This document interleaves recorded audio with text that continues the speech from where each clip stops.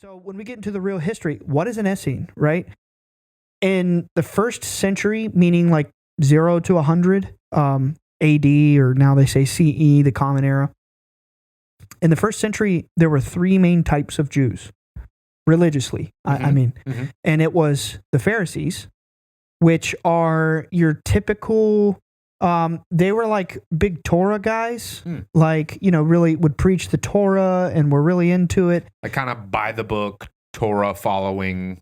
Yeah. I mean, for the most part, like sort of a priestly class. You had the Sadducees, which, if that rings a bell, it's the group of, it's the group of people in the Bible who like had Jesus killed. They're the ones who went and like took it to the Roman Governor Pontius Pilate and was like, we need to kill him. It was the Sadducees. They were reported in ancient times to be very barbarous, very vicious, nasty, just like holier than thou. They were the ones who like ran the temple, took money from all the commoners, wouldn't allow them to read the temple scrolls. They were your typical like priestly class that's like subjugating the rest of, contemporary Israel. Gatekeeper. They were like the elite priestly class. Yeah, like you can't touch us. Sound like pretty bad guys. Right, exactly. Bad people. The Essenes. That's the third of the... Yes. Okay. The Essenes were a deeply devout, extremely advanced, mystical society. This is historical fact. Like this is not just legend. This is mentioned by these ancient writers who actually went firsthand and like observed their community and was taking all these crazy notes about this is what they believe, this is what they do, and we're going to dive into that. But it's crazy. So Essene, Pharisee, Sadducees. Now, there is a fourth version of Judaism, which is not as well known, and they're known as the Zealots. And, around the time of first century Judea, especially up in around 69 AD, when the great temple of, I guess it was in Jerusalem. I'm not really, it was in Jerusalem, right? The main temple? Holy temple? Sounds right. Like King Solomon, all that? Yeah. I don't know. I don't know exactly where the temple was. I'm not, but it was torn down in around 70 AD by the Romans. It was a huge, terrible, tragic thing. The Zealots were a group of Jews who were sort of like radically opposing that movement. They were like extremely just zealous about, the temple and protecting it. And the belief is that they were wiped out. But this is in 70 CE when the Romans reclaimed Jerusalem and destroyed the second temple. So it was in Jerusalem. Yeah. Okay. So getting into the legend. So I had written this down. The Essenes were a mystic Jewish sect during the Second Temple period that flourished from the 2nd century BCE, which they changed before Christ and after, AD to be before the Common Era and in the Common Era, to the 1st century CE. Contemporaries of their time reported that they were an extremely advanced mystical society. Now, here's where we get into the legend. It's believed by many. There's no genuine historical proof of this, but it's like we can think out of the box a little bit and examine the evidence. It's believed that Enoch created the Essenes. Oh, wow. It's believed that Enoch is the figure known as Hermes Trismegistus. It's believed that the Essenes were the first wisdom tradition. Right. Like the first ever. Yeah. And it would make sense if Enoch was truly the sage, Hermes Trismegistus, who dispensed the knowledge of Atlantis. Enoch would have lived somewhere around 5,000 to 7,000 years ago, based on what they believe, And the Essenes, they were flourishing, meaning they were at their peak only 2,000 years ago. And it's crazy because when you read the texts of Pliny, Josephus, and Philo, they're telling you straight up, this order is extremely ancient. The practices that they observe are secret ancient texts that have existed for thousands of ages. They say that in the text. So it was ancient even 2,000 years ago. More ancient than 2,000. Significantly. Yes. Yeah. Yes. That's historical fact. That's not legend. Right. So that's the crazy part. But okay, so if you look at the very limited number of data available about Enoch in the Bible, he is regarded as the 7th from Adam, which is funny because 7 in Hebrew culture was the number of perfection. But also, even like if you remember our Ageless Wisdom episode, we talk about, I think it's called the septarian or something like that. It's the concept that like everything is perfected in sevens. The musical scale, the 7 classical planets, the rays of light, That's chakras. Septarian. It's the I'm pretty sure. of the 7. Okay. Yeah, 7 days of the week. Gotcha. God made the earth and then rested on the 7th day. There's all this symbolism behind 7. The 7th letter of the alphabet is G, which could symbolically mean God, which is like the Freemasons. They have the G. It's also 7, So Oh, shit. crazy. So I didn't think about that. Enoch is the 7th from Adam, the number of perfection. You look at the actual translation from Hebrew or Aramaic to what the name Enoch actually means. It means founder or initiator. Which, come on now. Yeah. If somebody founded the Essenes, so the timeline is matching up. His name means initiator. Yeah. It's like... He's also in the Bible even, or it might be the books of Enoch.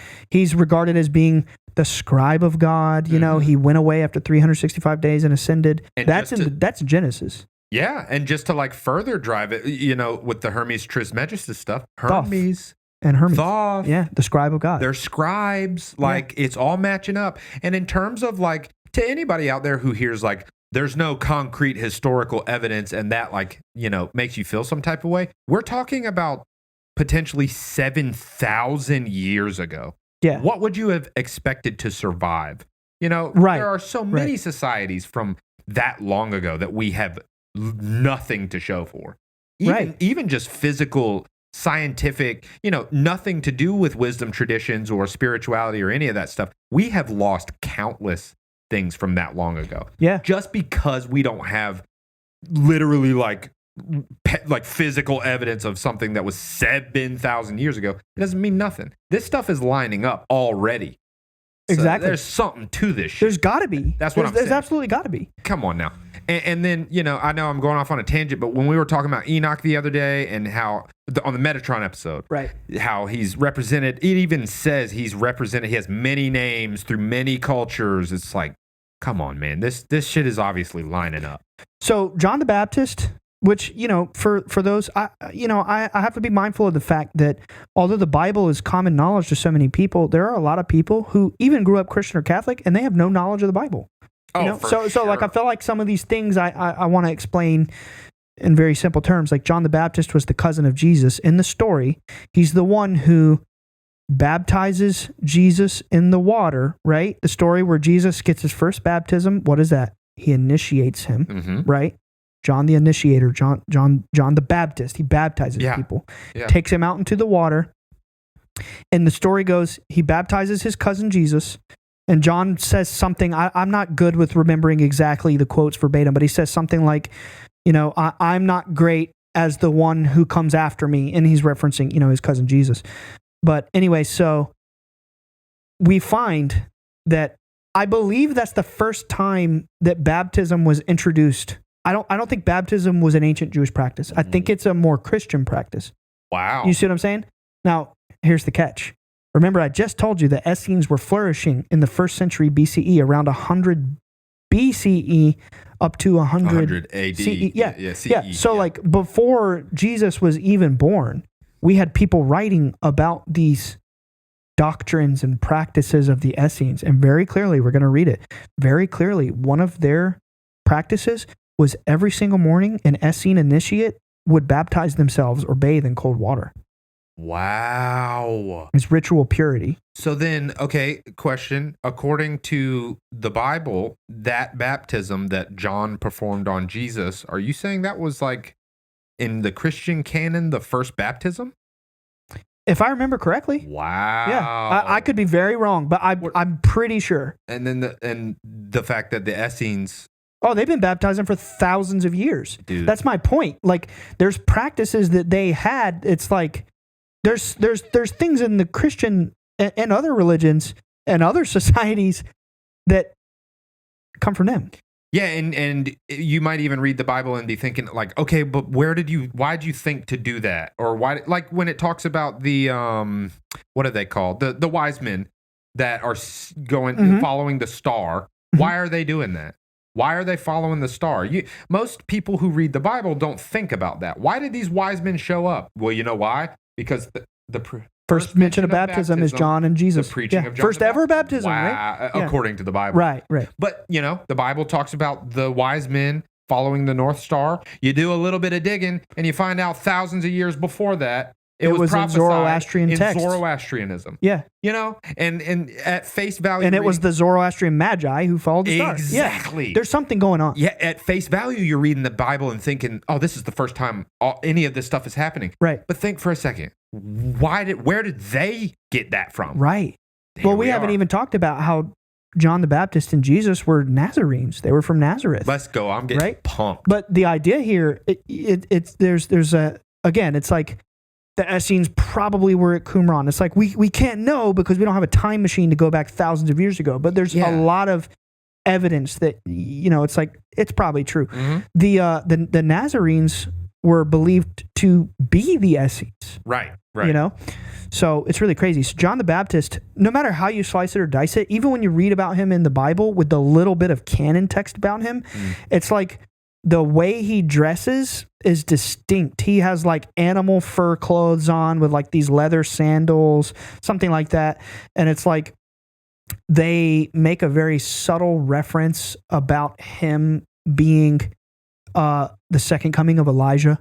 But, if you talk to mystics or initiates of any order, or like Benjamin Krim, he's a really big theosophy name who went out there and was saying this a lot. The belief is that John the Baptist is the reincarnation of Elijah. There's this undercurrent of these mystical traditions kind of like being connected the whole time throughout human history, and we're only getting these little crumbs when we go to church and read the Bible. Right. See, my whole thing, it really clicked in my brain, not only when we started seeing the phenomenon and stuff, but when I started reading about Zoroastrianism and the connection there 1,000 years before Christ, and like the Magi following the star, which they prophesied that would happen in their religion on their turf, but it linked up with Jesus on his turf. It's like, it started like opening my brain to realize we pull our mind away from the Bible. We pull our mind away from Buddhism or Hinduism or every religion. We pull our mind away from it and we think God is above all of that. They're all just reporting.